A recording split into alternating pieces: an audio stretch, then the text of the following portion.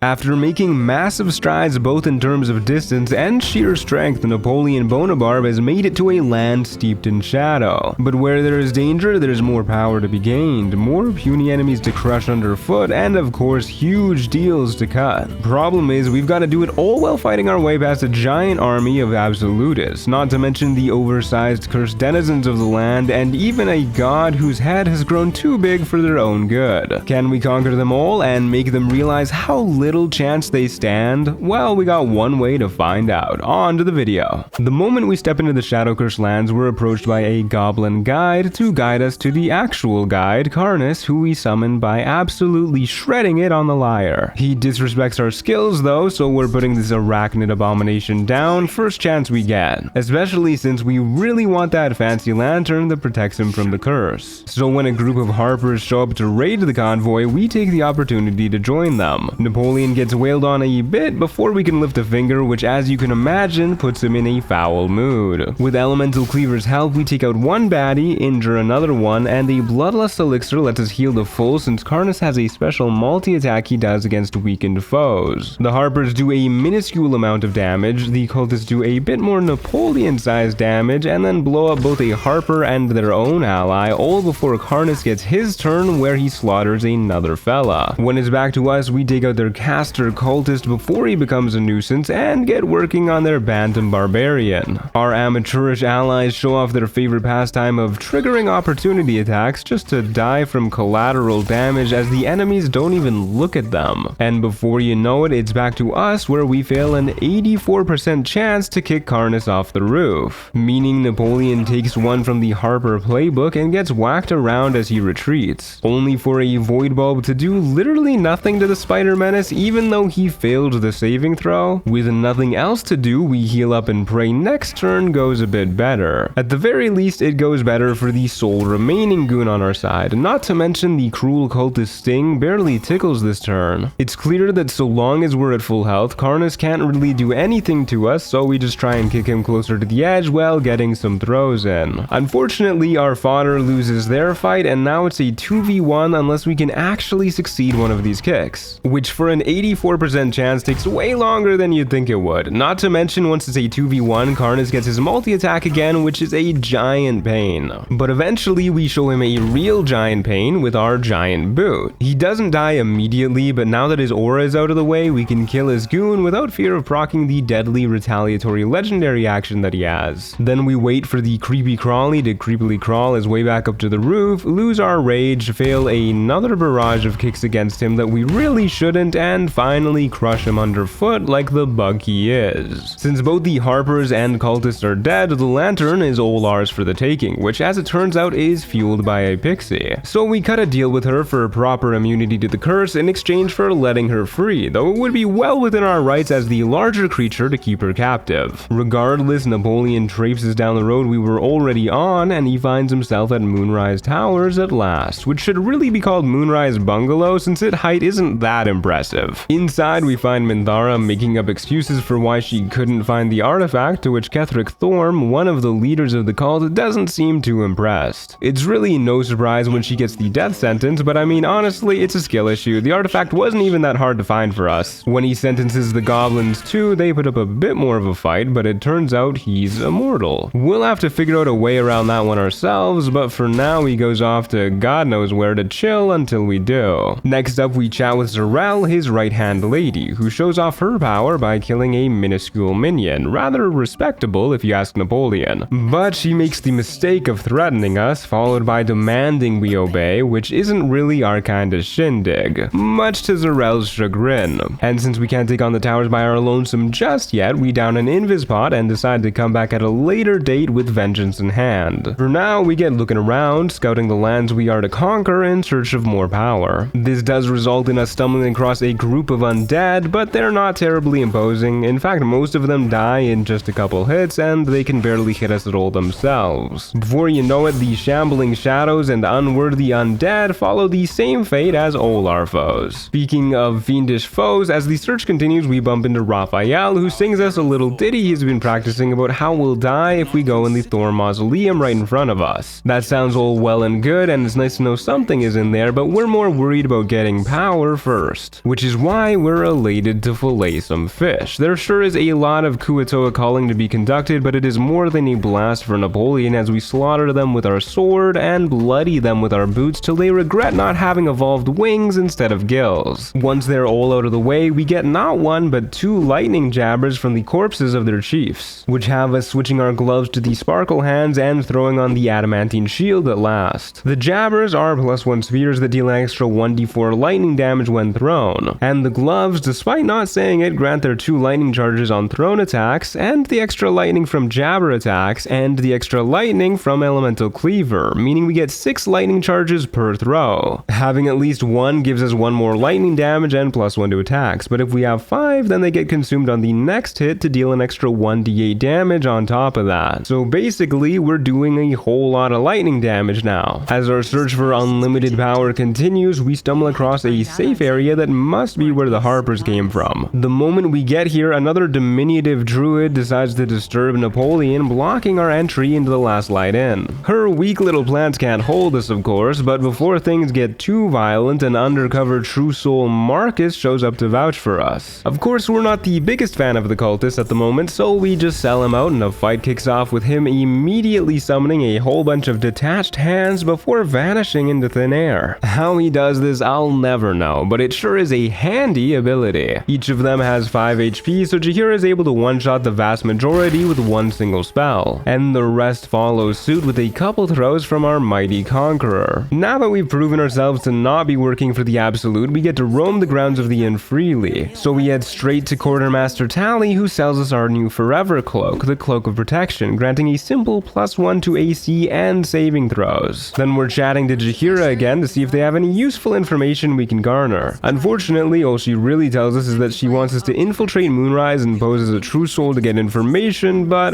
well, that didn't work out quite so well. She does at least mention that a certain Selûnite cleric named Isabel is upstairs and ready to give us a blessing in our fight against the Absolute before we go. Upon heading up to chat with her, we see her perform a neat little magic trick, give us our blessing, which is resistant to magical necrotic damage. Then Marcus shows up to kidnap her alongside a host of fiends. Napoleon is never one to decline a slaughter when it shows up at his doorstep, but unfortunately the fun ends pretty quickly since Isabel gets knocked out by Marcus, who immediately yoinks her and dips. On the bright side, the barrier protecting the last light from the curse falls with her, so Jahira and Napoleon have the pleasure of fighting an even bigger horde now. Well, it's a pleasure for Napoleon. Jahira simply shows off how she became a legendary druid by dying almost immediately. An undead horde, though, is easy enough for us to stomp. All we need to do is kite them, then throw our jabber like no tomorrow with the help of Bloodlust, each hit dealing around a solid 30 or so damage. Even when the enemies do attack us, their attacks simply bounce off our massive muscles. As such, it's only a matter of time till the entirety of the inn is cleared out. Of course, that is until we step out and see even the plants here are trying to kill us. But plants aren't nearly as fun to kill. They just don't quite squish the same when we crush them. Our rampage ain't quite done yet though. With rage fueling us, we smash everything along our path, including these torches in the middle of nowhere that once broken conjure some shadow mastiffs. I'm sure you know how this goes by now. Any small enemy that only tries to get us with physical attacks is gonna get stomped, especially if they only deal 4 damage in return. For added fun, we even break open a water bottle to soak our enemies so they get vulnerability to lightning damage, making us deal a whopping 41 damage on a regular hit. Before you know it, they're all cleaned up. And from one of the cursed canine's corpses, we nab the shadow cloaked ring, which makes our weapon and unarmed attacks deal 1d4 extra damage against obscured or shadowed enemies. Unfortunately, this doesn't work for our kick, but it does work for thrown attacks. Shortly after, we also get level 7 to add to our growing power, granting Feral Instinct, making us immune to surprise and giving a +3 to initiative, a nice ability to have, but not too impactful. Now, while we are sure the mausoleum is our next step for taking out Ketheric, first we want to conquer his city to show him who's boss, starting by sneaking up on one of his relatives, jeering Othe Thorm, and kicking them off a cliff, which remarkably they survive, leaving us alone with all these vicious visages vying for violence who successfully hide in the vines somehow. Since we can't damage them, we use a speed pot instead, running away, forcing all the spooky skulls to dash up to us on the roof, where Napoleon makes a little game of throwing them down low and trying to see how many he can land on each other. Now, admittedly, Admittedly, it doesn't do a lot of damage, and they eventually make their way back up to us where we just smash them with each other, before finally realizing we could just throw them into this chasm a little too late. Regardless, since we can just toss them away whenever we want, we're never really in danger, and as the last of them goes down, Napoleon finishes off old Jerry Thorm a moment later. Afterwards, we take a brief detour to talk to the merchants at Moonrise, one of whom asked for our blood to make us a super cool elixir, which for some reason is called a Gnomish Ingenuity. Either way, I'm sure we'll find a use for this later. For now though, we head to the local hospital to look for more Thorms to slaughter and are greeted by the Dr. Malice Thorm in the midst of an operation. And as we all know, Napoleon is not one for mincing words when the good doctor asks what ails us. As such, another fight kicks off. Starting off, we yell loud enough to wake the dead, lay into one of the nurses almost taking her out, then skedaddle up to the high ground where Malice himself can't climb up to. Unfortunately, he can use his legendary action to pull us down to his level since we just barely couldn't make it out of his line of sight. Even if we're on the same level as them though, their trifling tickles barely do a thing, and we use the boots of speed to properly get to the high ground, then weaken but not kill a few of the nurses since the doctor can bring them back to life. Then we're back up out of line of sight, so the doctor and his nurses all dash on their turns or do whatever the hell this is. Either way, now that they're all split up, we can easily take out the low health nurses before stuffing their corpses in our bag to prevent any resurrection nonsense. Rinse and repeat for a few rounds till there is a veritable graveyard in our inventory, which by the way, we are using a carry weight mod that allows this, but you can also just send them to your camp chest mid-combat by stuffing them in a bag first. By the time Malice is back from his wild goose chase, we get him soak sword attacks to even more damage, and whenever he gets close, we simply kick him away, forcing him to dash yet again to reach us. With all the damage racking up and the doomed doctor unable to do a thing, it's a sure thing that we tower over yet another Thorm. The final Thorm besides Ketheric himself is Thisbald, found at the local tavern, who's kind enough to give us a lovely drink right before we get to slaughtering each other. The basic plan for this fight has us focusing on taking out the bar's paltry patrons as we kite them all outside. We do take the rare hit from Thisbald along the way for a whopping 1 damage, but pretty quickly we get to a point where the rather small centaur's stubby legs can't make it over this tiny crack, letting us toss the zombies right back into their eternal graves, all while he stares on in horror. Then we very slowly whittle him away for barely any damage at a time, since he's completely immune to all physical damage unless we let him vomit on us. Since he can't move though, there's no rush at all, and our drinking buddy gets got just the same as the rest of his family. At last satisfied with conquering the city, we head to the Thorm Mausoleum and find some buttons we can press that open up a hidden entrance straight into a shady Sharan gauntlet. Upon arriving inside, we find another button that upon approaching first from the east, then the south to avoid invisible walls, opens the rest of the gauntlet. As Napoleon heads inside though, we find some not hostile skeletons who say we're intruding, but before we can find out who they work for, undead Sharan Justiciars pop out of the wazoo and rain down on us. Which is how we find out that we can't actually target their spawners with our thrown weapons for some godforsaken reason, and also bombs do nothing to them either. So the skeletons on our side quickly get dealt with, and the initiative order ends up looking like this, which is just how we like it, as we lure them all over to this nice cozy cliff, watch them completely flail around as they fail to hit us, then one after another use our giant arms to toss them down to the low ground, crushing them instantly. Of course you can't forget the occasional boot too. Once the last of the melee folks hits the ground, it's only a matter of a couple throws to take out the very last ranged one too. In the very next room we find more skeletons ready to welcome us into their safe quarters when yet more Justiciars show up. Clearly the necromancer in charge here is having troubles with his doors though, so we use our poorly named gnomish elixir to cast knock on it in order to allow the bozo Balthazar to join us in the fight properly. Since more and more Justiciars come pouring out of nowhere with more and more portals that make the Justiciars doing the same, we decide to just let them sort this out amongst themselves and deal with the winner. The fight rages on back and forth for quite a while, with neither side making particularly big noticeable impacts, and by the time the portal stops spawning more guys, it looks like the Justiciars are slightly in the lead. When it looks like things are winding down to a close, Napoleon is tired of sitting around and jumps into action against Balthazar, who's still more concerned by the Sharans, a massive mistake. This gives us the chance to show him what we think of necromancers in general. Still, we can't help but wonder what he was doing here. Either way, with a few stragglers still left on on both sides who make the same mistake of ignoring Napoleon and focusing on each other, it's not exactly difficult for us to whittle them down. Till in the end, it's just a flesh golem who has an overly large view of himself. However, clearly Napoleon's size and strength are far more prodigious. Continuing through the gauntlet, we come across a series of trials starting with the soft step. Unfortunately for this one, we can't go in boots blazing. First, we need to sneak past a patrolling guard, jump through a window that surprisingly fits our massive bod, then lockpick a door at the end. All in order to grab an umbral gem that allows us to unravel this place's mysteries once we collect enough. The next trial is the self-same, at which point we really get to let out some unresolved rage by punching a lesser, punier version of ourselves to bits. I mean, this bozo can't even increase their size category by yelling, they've got it coming. Granting umbral gem too. And our final trial is the faith leap, for which we simply walk onto an invisible pathway, then jump from platform to platform to get further in, before finally going back down onto the invisible path, then to the end. All in order to grab umbral gem numero 3.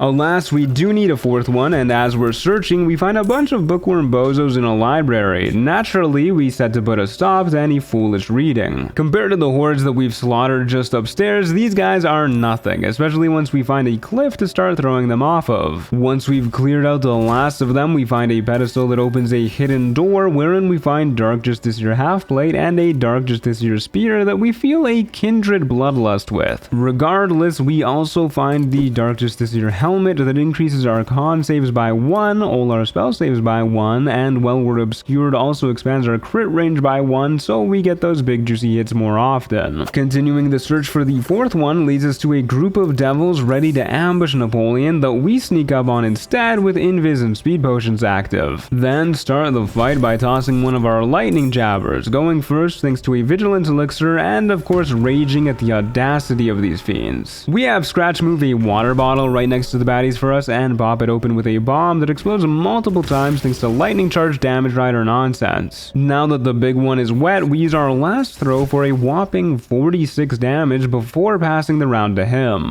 Whereupon he goes invisible, his buddies take out their rage on some torches, and the rest try and dash over to where we are. All to no avail though, naturally. One more bomb reveals the big guy, and one more jabber throw brings the oversized Orthon down low. The survivors are kind enough to hand our jabber right back to us as we get slugging it out with them. They of course stand absolutely no chance since all they deal is physical damage and we have our rage to keep us nice and safe. Sooner rather than later, they're all cleaned up, and inside their little hideout we grab the final umbral gem needed. From here we decide to train a little bit more to see if we can become even larger, starting by taking out some shadows, then some mean locks we had missed earlier, and while we're at it, you might as well call Napoleon the vaccine the way we eliminate these measles. Leading to us getting level 8, and our second feat in the form of athlete, which increases our strength by 1 to 20, makes it cost less movement to stand up from prone, and makes us jump significantly further. There's definitely more optimal ways I could have planned out this build, but I kinda forgot Tavern Brawler gave 1 strength, so we needed something to bump us up to 20, and extra mobility is always good. Once we've powered up, we do our final bits of prep before heading into the deep dark of the gauntlet, starting by opening a hidden passageway in the center of town, leading to a series of Sharon statues that power us up after a bit of testing, each one giving a +5 till our next rest to each mental stat. Then we head to another statue, this time in the gauntlet, and after praying at it, we get resistance to all necrotic damage till next long rest too. At last, using the umbral gems we've acquired, the secrets of this place, and no doubt Catheric's immortality, will be revealed to us. All we need to do is step into this very not ominous looking water, and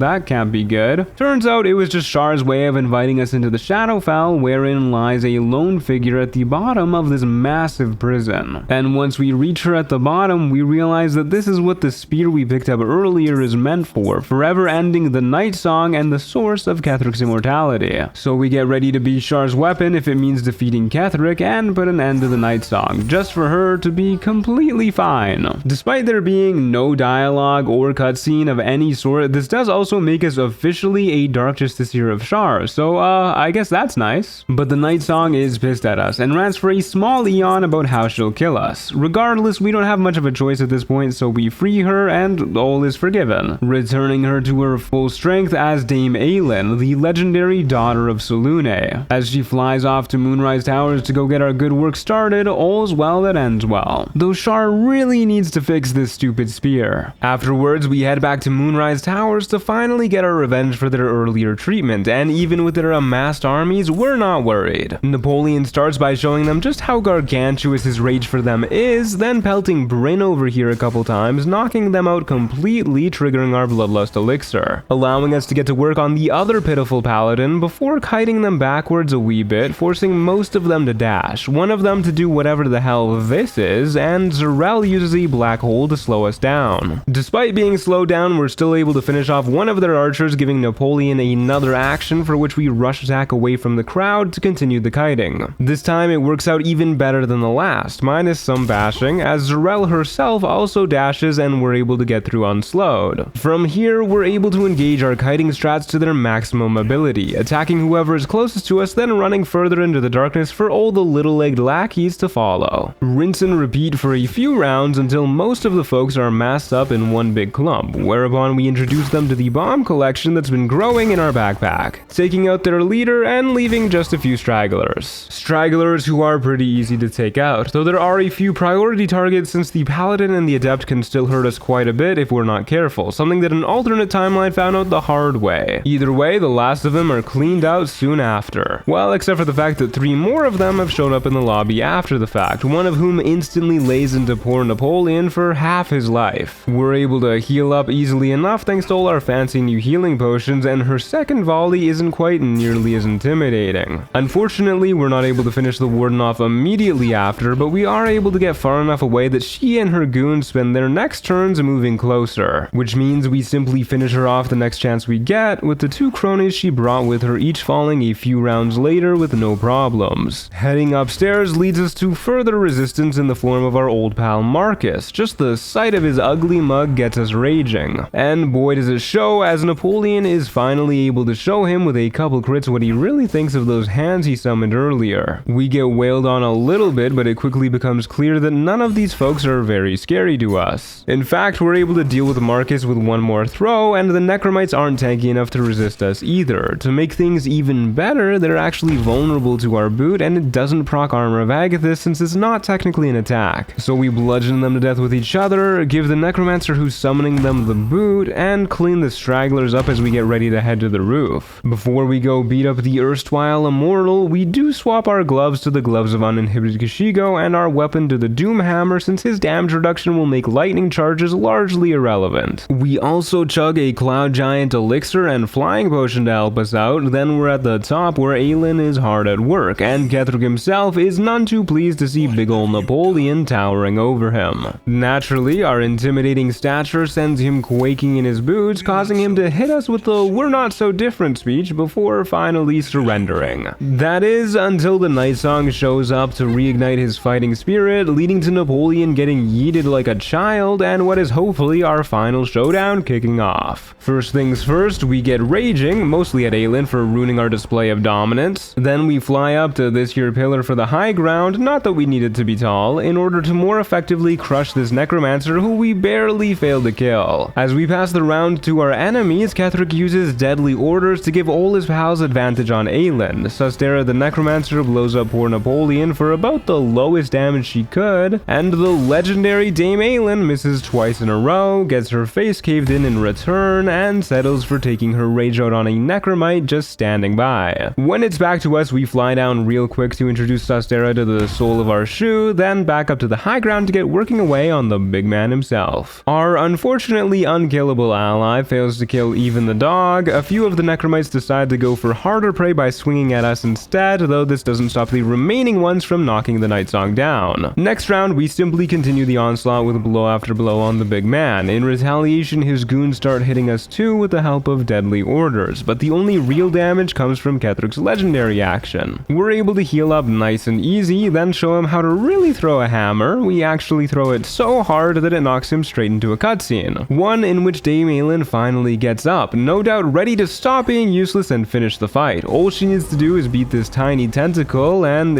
right, well, that's to be expected. To make matters worse, it's a teleporting tentacle that yoinks them both away to somewhere else. Since there's still a few stumbling skeleton scrubs to stop severely, we stick around for a moment longer as we clean them up, then realize the only way forward forward is into the halfling-sized hole the tentacle squirmed out of. Well, it's a tight squeeze, but Napoleon manages to plunge into it and land in an illithid colony, which is filled to the brim with an absolute horde of intellect devourers that are totally swarming after Napoleon for his massive brain, and that's definitely why we've got to stomp on them all. Not only that, we also find a puzzle to show off how smart we really are, but our hero's brain is so humongous that he knows it's a waste of time, so we just leave it be and get ready to fight Ketheric in round 2, mainly by putting on the Dark Justiciar half plate for advantage on con saving throws. Then we get snooping on what the K-Man is talking about, only to find the other two chosen of the Absolute, Gortash and Orin. None of them seem to much like each other, which is sure to be to our advantage later on. What isn't to our advantage is that the Absolute is here, and it turns out to be a giant elder brain, giant to normal folk at least. And the chosen of the Absolute are actually chosen of the dead 3 who use their shiny rocks to rule over it. All at once our plans click together. We need those rocks. A good thing that the brain teleports itself and the other 2 chosen away to march on the city of Baldur's Gate, leaving us with the last Thorm. So we summon Scratch, give us both a potion of flying and one of invisibility too, letting Napoleon fly up to the Mind Flayer over here, and Scratch gets in position to free Dame Aelin over there. Then we kick things off with a surprise round by slamming the Mind Flayer. Surprised or not though, Ketheric Thorm is always ready for a monologue and says as predicted, as if he isn't surprised as well. After his eons long monologue, we get back to it and he's somehow still surprised. To our delight of course, but either way we get Scratch to free Aelin. Napoleon himself however is enraged by the sheer effort of listening to him yap, and with a couple of throws on the illithid we're able to get it pretty low but fail to kill. Thankfully our loyal hound proves just why he's the best boy in all the realms. Aelin shows an intellect devourer who's boss, and I wonder why I bother narrating her. When it's back to us, we simply start pelting Merkel's chosen with our Doom Hammer from afar, which in case you're wondering does not apply the bone chill effect on a throw. He in return uses his deadly orders on Aelin, showing that if she can't do any damage, at least she can take some. Not that she has to this round, since all the Necromites waste their turns dashing over to her. The round after that, we get a couple more throws once again, barely failing to kill, so we down a speed potion to finish the job once and for all. Until the little man plunges into this big old pit, causing his god to return him as his own avatar, but one bag of bones is all the same as another. We're out of juice for this round though, so we pass it to the enemies who crit Aelin, taking her down in Merkel's bone chill aura, so that's her out of the fight for good. Then we get hit by a Gaze of the Dead, which is a constitution save made with advantage thanks to our armor that deals necrotic damage, which is reduced by Shar's Blessing. Scratch also unfortunately goes the way of the dodo for the rest of the fight. Also, Isabel the cleric is here, but she doesn't really do much. Making things a little bit trickier is the fact that Merkel spawns a buttload of necromites each round. Since we'll never outkill them, we simply focus on the apostle himself, triggering his legendary action, which is just another gaze, and dealing as much damage as we can, while finding time to fly down and kick folks, since we can't actually kick our main foe because you can only kick people who can be moved. The gazes continue from our foe, and now so too do the calls of the damned, damaging everyone in the arena with a strength-based save that we easily make, but his allies do not. Since we're taking guaranteed damage, we have to start healing up every now and then, but we still find time enough to damage him to the point where the necromites get Merkel's call. And of course we refresh our speed potion. The big man continues to use his call to the inconvenience of everyone, but thanks to his necromites he now also gets to heal up by eating one each round, which also gives access to Finger of Death. To prevent this from being a problem, we use a darkness arrow to blind him, fly down and whack him with our hammer to prevent healing, throw our weapon the old-fashioned way as Shar intended, and fly away back to our usual spot to heal up. So long as we're on top of things, we no longer have to worry about his healing. Because of our routine, we're able to stay completely safe as we whittle down his HP bit by bit with no real danger. That is, until we fail a save against his legendary action and get frightened before healing in his Bone Chill aura. As a Hail Mary to avoid the melee attack, we down an invisibility potion, which does work as he uses his call instead, revealing us so we get blasted by the Gaze of the Dead. Napoleon is still frightened, but this weakling stands no chance as we stare him dead in his dead eyes and land throw after throw at point blank range anyways, finally finishing him off for good. Afterwards, Aelin wakes up and takes credit for finishing the fight, using our signature boot stomp no less. We get our first first of 3 netherstones needed to rule the world, then at last we hit the road to Baldur's Gate. The world seems smaller than ever after having conquered even a god of the dead, almost small enough to fit in the palm of Napoleon's giant hand. All we need to do is conquer Baldur's Gate, which means it's time to show the big city just how tiny it really is. Thanks for watching, folks. I hope you enjoyed. Definitely a lot of fun to be a barbarian. I really can't express how satisfying it is to be able to stomp most enemies in the game. And as always, a special thanks to our Storyteller tier members, Okankan, Mark Rainbow, Rat King, Lumina, Beltfed Joe, Chance Hine, El Guardia, Ramon Standalone, Witch Amy, and May.